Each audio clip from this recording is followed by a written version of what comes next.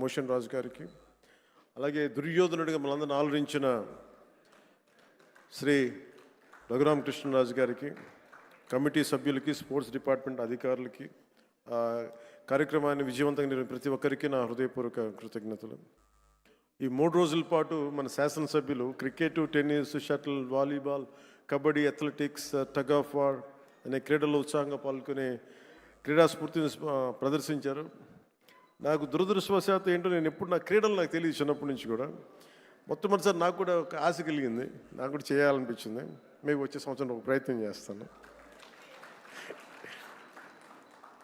ఈ పోటీలో విజయం సాధించిన సభ్యులందరికీ నా హృదయపూర్వక అభినందనలు. మీరు చూపించిన సహనశీలత కానీ, పట్టుదల కానీ, ఇది ఏదో సరదాగా ఇవన్నీ కంటే కూడా మనందరి మధ్య ఒక స్నేహపూర్వకమైన వాతావరణం, అంటే ఏదన్నా సమస్యలు వస్తే కలిసికట్టుగా పోరాడే ఒక ఐక్యతనిచ్చింది. అది నాకు చాలా చాలా ఆనందాన్ని ఇచ్చింది. అందరం పార్టీలకు అతీతంగా మర్చిపోయి, సీనియారిటీ జూనియర్ని తారతమ్యాలని మర్చిపోయి అసలు ముందు తీసుకెళ్లిన విధానం, ఈ స్ఫూర్తి ఒక ఆంధ్రప్రదేశ్కి కాదు, భారతదేశానికి కూడా ఒక స్ఫూర్తి అని మనస్ఫూర్తిగా నాకు నిజంగా చాలా ఆనందంగా అనిపించింది. అలాగే దీన్ని ముందుకు తీసుకెళ్లిన ప్రతి అంశాన్ని, ముఖ్యంగా ముందుకు తీసుకెళ్లిన మా ఎమ్మెల్యేస్ అందరికీ కూడా, స్పోర్ట్స్ అథారిటీ, ఆంధ్రప్రదేశ్ క్రీడా సాధికార సంస్థ ఈ కార్యక్రమాన్ని విజయవంతంగా అందించిన సహాయానికి నా హృదయపూర్వక కృతజ్ఞతలు తెలియజేస్తాను. క్రీడా మైదానంలో ఏర్పాట్లు కావచ్చు, అవసరమైన క్రీడా సామాగ్రి, క్రీడాకారుల సౌకర్యాలు వంటి అన్ని విషయాల్లో వారు చేసిన కృషి చాలా చాలా ప్రశంసనీయం. శాప్ అధికారులు, కోచ్లు, మరి సిబ్బంది మన అందరి తరపున ప్రత్యేక ధన్యవాదాలు తెలియజేస్తూ, మీ అంకిత భావం వల్ల ఈ రోజున క్రీడా సమ్మేళనం ఇంత విజయవంతంగా సాగింది.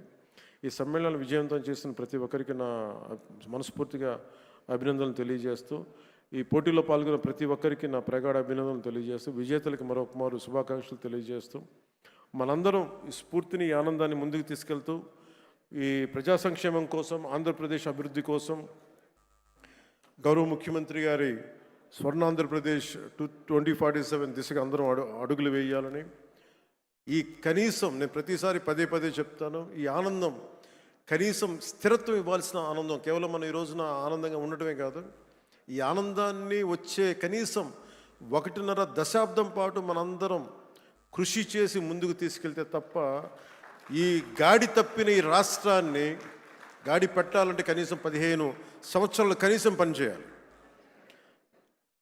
ఇది ప్రధానమంత్రి గారు 3వసారి ప్రధానమంత్రి అయ్యారు. అలాగే ఆయన 3 పర్యాలు నేను ముఖ్యమంత్రిగా చూడాలి, నాకు మనస్ఫూర్తిగా నాకు ఆశయం, కోరిక కూడా. ఎందుకంటే ఆయన అనుభవాన్ని మనం ఎక్కడ కూడా అసలు పక్కన పెట్టలేం. సో ఆయన దగ్గర నేను మనస్ఫూర్తిగా ఈరోజు మరోమారు గౌరవ సభ్యులందరి తరపు నేను ముందు చెప్తున్నాను, ఆయన దగ్గర నుంచి నేర్చుకోవడానికి కానీ, ఆయన కింద పని చేయడానికి కానీ నేను అనుక్షణం ఎప్పుడు సంసిద్ధంగా ఉంటానని తెలియజేసుకుంటూ, నాకు ఈ అవకాశాన్ని ఇచ్చిన ప్రతి ఒక్కరికి ధన్యవాదాలు తెలియజేసుకుంటూ, ముఖ్యంగా మీరు ఇంటికి వెళ్ళేటప్పుడు మీరు చాలా అనుభవాలు తీసుకెళ్తున్నాను.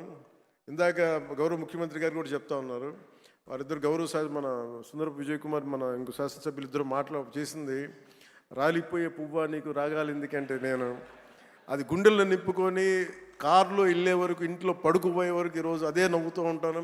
ప్రతి ఒక్కరు చేసింది, అంటే మనస్ఫూర్తిగా మీ అందరికీ ధన్యవాదాలు తెలియజేసుకుంటూ, జయ ఆంధ్ర, జయ భారత్, జయ హింద్.